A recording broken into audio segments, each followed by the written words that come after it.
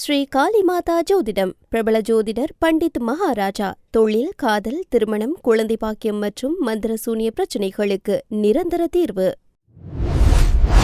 This is Kural Media, your trusted source for global news. இது குரல் media செய்திகள்.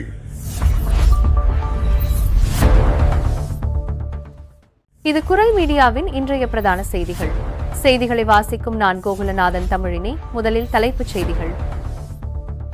Paris நகரின் புதிய மேயராக சோசலிஸ்ட் கட்சியின் இமானுவல் கிரேக்வார் தேர்வு. ரச்சிதா டதி மற்றும் தீவிர வலதுசாரி கட்சிக்கு மாபெரும் ஏமாற்றம். ஆங்கில கால்வாயில் இயந்திரம் பழுதாகி நின்ற படகிலிருந்து 78 புலம்பெயர்ந்தோர் பிரான்ஸ் படையால் மீட்பு. பிரான்சில் விலைவாசி உயர்வால் அதிகரிக்கும் எரிபொருள் திருட்டு. கம்பி வேலையை உடைத்து 700 லிட்டர் டீசலை திருடிய கும்பல். செயின்ட் டெனிஸ் பகுதியில் உள்ள மெட்ரோ ரயில் நிலையத்தில் திட்டமிட்ட வெறிச்செயல். 14 வயது சிறுவன் மீது கத்திக்குத்து தாக்குதல். பிரான்சில் கிடுகிடுவென உயரும் பயோ எத்தனால் தேவை. பெட்ரோல், டீசல் விலை உயர்வால் மலிவான மாற்று எரிபொருளை நோக்கி படையெடுக்கும் மக்கள். பிரான்ஸ் பிடியில் சிக்கிய ரஷ்யாவின் டைனா எண்ணெய் கப்பல். தடைகளை மீறிய குற்றத்திற்காக மார்சேய் துறைமுகத்தில் சிறைப்பிடிப்பு. பிரான்சில் மாபெரும் தங்க நாணய மோசடி அம்பலம். அரிய வகை நாணயங்கள் என அதிக விலைக்கு விற்று 5 மில்லியன் யூரோக்கள் மோசடி. பிரான்சின் வயல்ஹோர்லஸ் கிராமத்தில் தாயும் 13 வயது மகனும் கடத்தல். தலைமறைவாக உள்ள சிறுவனின் தந்தை மற்றும் அவரது தற்போதைய துணைவி மீது போலீசாருக்கு சந்தேகம். தொடர்வன விரிவான செய்திகள். பிரான்சில் சுமார் 35,000 மேயர்களை தேர்ந்தெடுப்பதற்கான உள்ளாட்சி தேர்தல்கள் நாடு முழுவதும் தீவிரமாக நடைபெற்று வரும் நிலையில் பெரும் எதிர்பார்ப்பை ஏற்படுத்தியிருந்த தலைநகர் பாரிஸ் மேயர் தேர்தல் முடிவுகள் முக்கிய அரசியல் கட்சிகளுக்கு பெரும் ஏமாற்றத்தை அளித்துள்ளன. பிரான்ஸ் அரசியலை பொறுத்தவரை இந்த மேயர் தேர்தல்களின் முடிவுகள் வரவிருக்கும் அடுத்த ஜனாதிபதி தேர்தலுக்கான முக்கிய முன்னோட்டமாக கருதப்படுகின்றன. இதனால் பாரிஸ் மேயர் பதவியை கைப்பற்றிவிட வேண்டும் என்ற முனைப்பில் பிரான்சின் கலாச்சாரத்துறை அமைச்சராக இருந்த ரச்சிதா டதி தனது அமைச்சர் பதவியையே துணிச்சலாக ராஜினாமா செய்துவிட்டு இந்த தேர்தலில் போட்டியிட்டார். ஆனால் அவர் தோல்வியை தழுவியுள்ளார். அதேபோல சமீப காலமாக மக்கள் மத்தியில் கணிசமான செல்வாக்கு பெற்று வரும் புலம்பெயர்தல் எதிர்ப்பு வலதுசாரி கட்சியான நேஷனல் ராலி கட்சியாலும் பாரிஸ் மேயர் பதவியை கைப்பற்ற இயலவில்லை. மாறாக சோசலிஸ்ட் கட்சியைச் சேர்ந்த 48 வயதான வேட்பாளர் இமானுவல் கிரேக்வார் அமோக வெற்றி பெற்று பாரிஸ் நகரத்தின் புதிய மேயராக தேர்ந்தெடுக்கப்பட்டுள்ளார். இதன் மூலம் அடுத்த ஜனாதிபதி தேர்தலை இலக்காக கொண்டு பெரும் எதிர்பார்ப்புடன் களமிறங்கிய முன்னாள் அமைச்சர் ரச்சிதா டதிக்கும் தீவிர வலதுசாரி கட்சியான நேஷனல் ராலி கட்சிக்கும் இந்த தேர்தல் முடிவுகள் மாபெரும் அரசியல் பின்னடைவாகவே அமைந்துள்ளன. பெல்ஜியத்திலிருந்து பிரித்தானியாவிற்கு சட்டவிரோதமாக சிறிய படகில் ஆங்கில கால்வாயை கடக்க முயன்ற 78 புலம்பெயர்ந்தோரை நடுக்கடலில் படகின் இயந்திரம் பழுதடைந்த நிலையில் பிரெஞ்சு கடலோர காவல்படையினர் பத்திரமாக மீட்டுள்ளனர். சனிக்கிழமையன்று ஏராளமான படகுகள் பிரித்தானியாவை நோக்கி புறப்பட்ட தகவல் பிரெஞ்சு கடல்சார் தலைமை அலுவலகத்திற்கு கிடைத்ததை அடுத்து உடனடியாக விரைந்த மீட்புக் குழுவினர் நடுக்கடலில் தவித்தவர்களை மீட்டு பிரான்சின் கிளேஸ் துறைமுகத்தில் பாதுகாப்பாக இறக்கிவிட்டனர். ஆங்கில கால்வாய் பகுதி மிகவும் ஆபத்தான நீர்ப்பரப்பு என்பதால் சட்டவிரோதமாக இத்தகைய உயிரை பணயம் வைக்கும் பயணங்களை மேற்கொள்ள வேண்டாம் என பிரெஞ்சு கடலோர காவல்படையின் செய்தி தொடர்பாளர் கடும் எச்சரிக்கை விடுத்துள்ளார். இந்த ஆண்டு இதுவரை சுமார் 3,863 புலம்பெயர்ந்தோர் சிறிய படகுகள் மூலம் சட்டவிரோதமாக பிரித்தானியாவிற்குள் நுழைந்துள்ளதாக புள்ளி விவரங்கள் தெரிவிக்கின்றன. குறிப்பாக கடந்த வியாழக்கிழமை மட்டும் 2 படகுகளில் 144 பேரும், வெள்ளிக்கிழமை 3 படகுகளில் 116 பேரும் நாட்டிற்குள் நுழைந்துள்ளனர். இவ்வாறு எல்லை தாண்டி சட்டவிரோதமாக வருவோரின் எண்ணிக்கை திடீரென உச்சம் தொட்டுள்ளதை கட்டுப்படுத்த தவறிய குற்றச்சாட்டின் எதிரொலியாக பிரித்தானிய எல்லை பாதுகாப்பு பிரிவின் தலைவர் தனது பதவியிலிருந்து விரைவில் விலக உள்ளதாக பிரித்தானிய உள்துறை அமைச்சகம் அதிகாரப்பூர்வமாக உறுதிப்படுத்தியுள்ளது. பெட்ரோல் மற்றும் டீசல் விலைகள் தொடர்ந்து உச்சத்தை எட்டி வரும் நிலையில் பிரான்சில் எரிபொருள் திருட்டுச் சம்பவங்கள் மீண்டும் பெருமளவில் அதிகரிக்க தொடங்கியுள்ளன. குறிப்பாக இசேர் மாகாணத்தில் உள்ள பொர்கான் ஜாலியோ நகரில் சுமார் 700 லிட்டர் எரிபொருள் திருடப்பட்டு ஸ்னாப்சாட் சமூக வலைதள செயலி மூலம் லிட்டருக்கு €1 என்ற மிக குறைந்த விலையில் சட்டவிரோதமாக விற்பனை செய்யப்பட்டுள்ளது. கடந்த மார்ச் 16ஆம் தேதி அன்று பணிக்கு வந்த லாரி ஓட்டுநர் ஒருவர் தனது வாகனத்தின் டீசல் டேங்க் மூடி மாற்றப்பட்டிருப்பதை கவனித்து சரிபார்த்தபோது குறைந்தது 200 லிட்டர் எரிபொருள் திருடப்பட்டிருப்பது அம்பலமானது.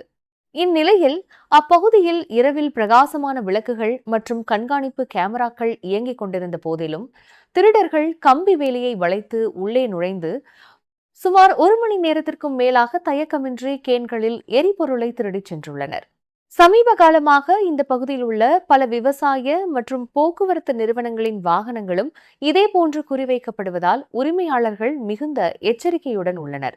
இதற்கிடையே இந்த திருட்டு தொடர்பாக 2 சந்தேக நபர்களை காவல்துறையினர் அதிரடியாக கைது செய்துள்ளனர்.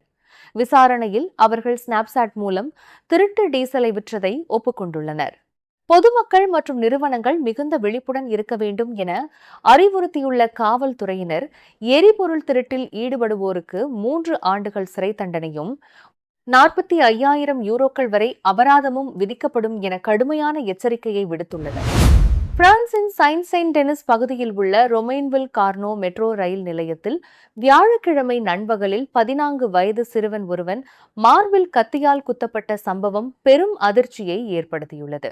ஆரம்பத்தில் இது ஏதோ 2 தரப்பினருக்கு இடையேயான சாதாரண மோதல் காரணமாக நடந்திருக்கலாம் என சந்தேகிக்கப்பட்ட நிலையில் அங்குள்ள கண்காணிப்பு கேமரா காட்சிகளை ஆய்வு செய்ததில் இது ஒரு திட்டமிட்ட கொலைவெறி தாக்குதல் என்பது தற்போது அம்பலமாகியுள்ளது.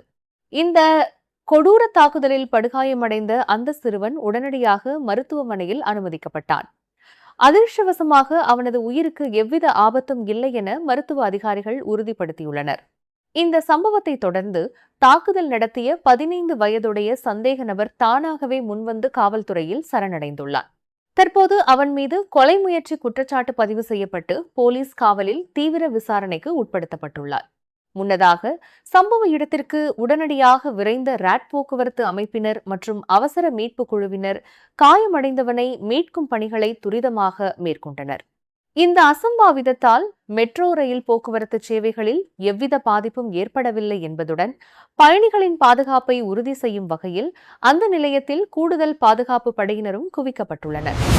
சர்வதேச அளவில் நிலவும் கச்சா எண்ணெய் விலை ஏற்றம் மற்றும் ஈரான் போர் உள்ளிட்ட ஆற்றல் நெருக்கடிகளுக்கு மத்தியில் பிரான்ஸ் நாட்டு வாகன ஓட்டிகளிடையே E85 பயோ எத்தனால் எரிபொருளுக்கான தேவை தற்போது அதிக அளவில் அதிகரித்துள்ளது. பீட்ரூட், தானியங்கள் மற்றும் சர்க்கரை கழிவுகளிலிருந்து எத்தனால் உற்பத்தியை செய்வதில் பிரான்ஸ் ஐரோப்பாவிலேயே முன்னணி நாடாக திகழ்கிறது. மற்ற வழக்கமான எரிபொருட்களை விட E85 விலை மிக குறைவாகவே உயர்ந்துள்ளதால் அதன் விலை நிலைத்தன்மையே மக்களின் இந்த அதீத ஆர்வத்திற்கு முக்கிய காரணமாக அமைந்துள்ளது. இந்த மலிவான எரிபொருளை பயன்படுத்த வாகனங்கள் அதற்கேற்ற இயந்திர வடிவமைப்பை கொண்டிருக்க வேண்டும் அல்லது அரசால் அங்கீகரிக்கப்பட்ட மாற்று உபகரணங்களை பொருத்தியிருக்க வேண்டும். இதன் மூலம் வாகன ஓட்டிகளுக்கு கணிசமான பயண செலவு குறைகிறது. கடந்த ஆண்டிலேயே ஆயிரக்கணக்கான கிலோமீட்டர் பயணங்களுக்கு E85 பயன்படுத்தியதன் மூலம் மக்கள் பெரிய அளவில் பணத்தை சேமிக்க முடிந்த நிலையில் தற்போதைய நெருக்கடியான சூழலில் இது அவர்களுக்கு இன்னும் பேருதவியாக மாறியுள்ளது. ஐரோப்பாவின் மாபெரும் எத்தனால் உற்பத்தியாளராக பிரான்ஸ் இருந்தாலும் தற்போதைய அதீத தேவை காரணமாக சிறிதளவு எத்தனாலை வெளிநாடுகளிலிருந்து இறக்குமதி செய்ய வேண்டிய கட்டாயமும் அரசுக்கு ஏற்பட்டுள்ளது. இருப்பினும் எதிர்காலத்தில் நாட்டின் உள்நாட்டு உற்பத்தி திறனை மேலும் விரிவுபடுத்துவதன் மூலம் எரிசக்தி துறையில் பிரான்ஸ் முழுமையான சுயசார்பை அடைய முடியும் என பொருளாதார மற்றும் ஆற்றல் துறை நிபுணர்கள் பெருமிதத்துடன் நம்பிக்கை தெரிவித்துள்ளனர். உக்ரைன் மீதான ரஷ்யாவின் படையெடுப்பு 5வது ஆண்டாக தொடரும் நிலையில் மேற்கத்திய நாடுகளின் பொருளாதார தடைகளை மீறி சட்டவிரோதமாக கச்சா எண்ணெயை கடத்தும் ரஷ்யாவின் நிழல் கப்பல் படையைச் சேர்ந்த டெய்னா என்ற பிரம்மாண்ட எண்ணெய் கப்பலை பிரெஞ்சு அதிகாரிகள் அதிரடியாக சிறைப்பிடித்துள்ளனர்.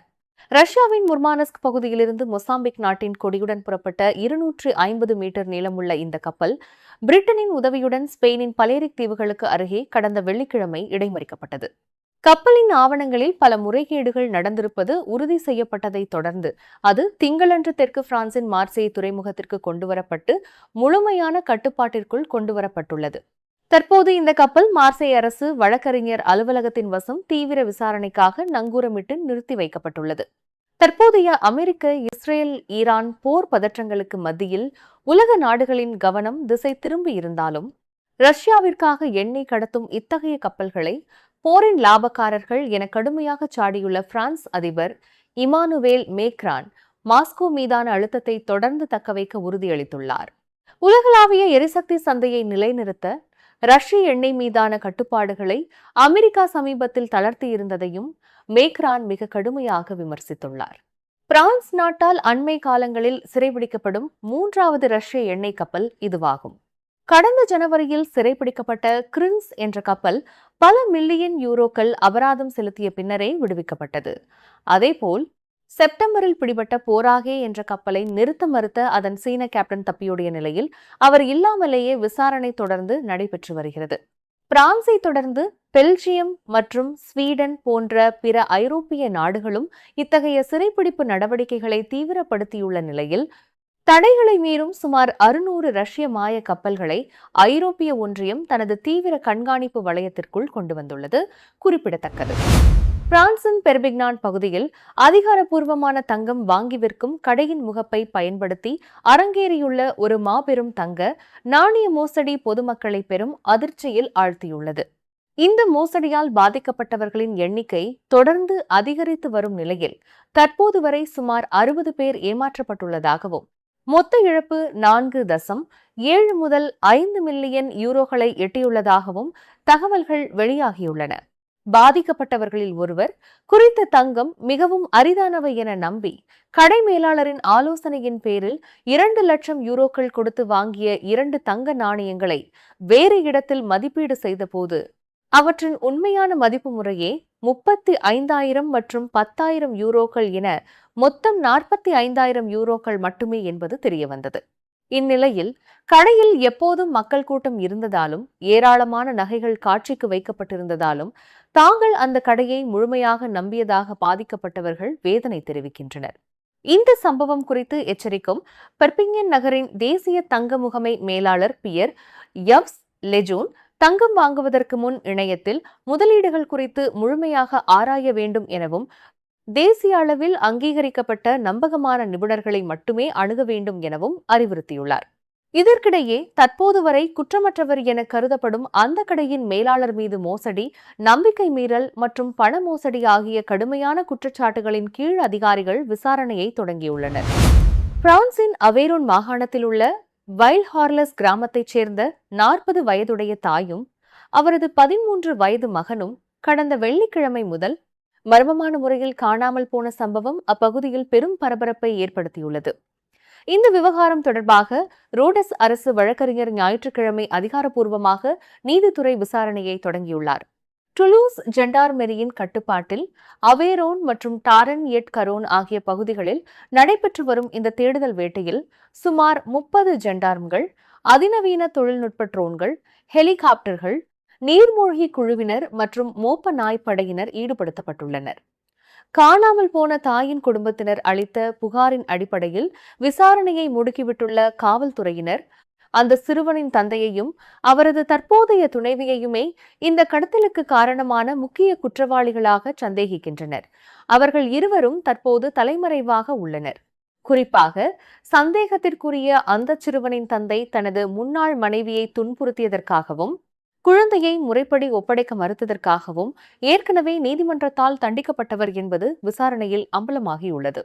தடவியல் நிபுணர்கள் சம்பவ இடத்தில் தீவிர சோதனைகளை மேற்கொண்டு வருவதுடன் டுலூஸ் காவல் அறிவியல் ஆய்வகத்தின் மூலம் அவசர மரபணு பகுப்பாய்வுகளும் துரிதப்படுத்தப்பட்டுள்ளன.